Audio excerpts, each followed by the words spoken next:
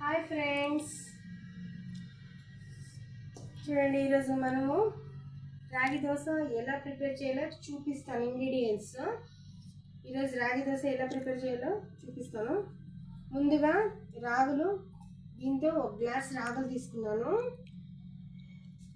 తర్వాత ఇదే గ్లాస్ తోటి అర్ధ గ్లాసు మినపప్పు తీసుకున్నాను. కొద్దిగా శనగపప్పు తీసుకున్నాను. ఈ మూడు మిక్స్ చేసేసి శుభ్రంగా నానబెట్టి శుభ్రంగా 2 సార్లు కడిగేసి నానబెట్టాలి. మామూలు దోశకి ఎలా నానబెడతాం మనం బియ్యము అలాగే నానబెట్టుకోవాలి.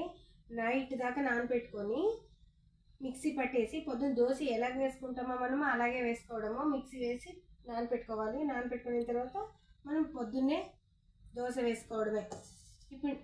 ఇప్పుడు నేను ప్రిపేర్ చేసిన ఆల్రెడీ దోశ పిండి ఉంది, వేసి చూపిస్తాను మీకు. ఇలా మామూలు దోశ ఎలా చేసుకుంటామో అలాగే నేను ఆల్రెడీ వేసాను. ఈరోజు దోశలు చేశాను, అందుకే చూపిస్తాను. పిండి ఉంది ఇంట్లో.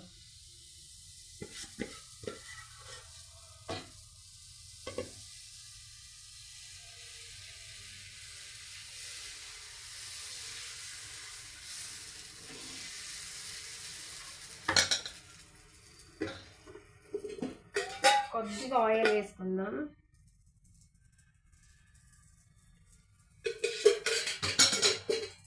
ప్లేట్ వేసుకుందాం.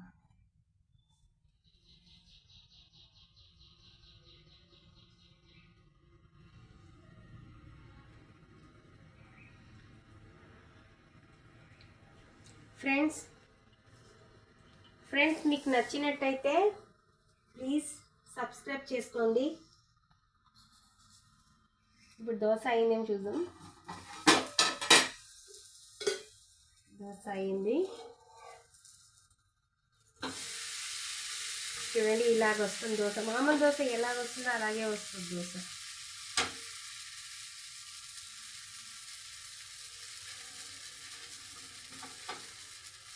ఫ్రెండ్స్ ఆల్రెడీ ఒక దోశ వేసి ఉంచాను నేను. మీకు దోశ టేస్ట్ కూడా ఎలాగుందో చూసి చెప్తాను. చూడండి,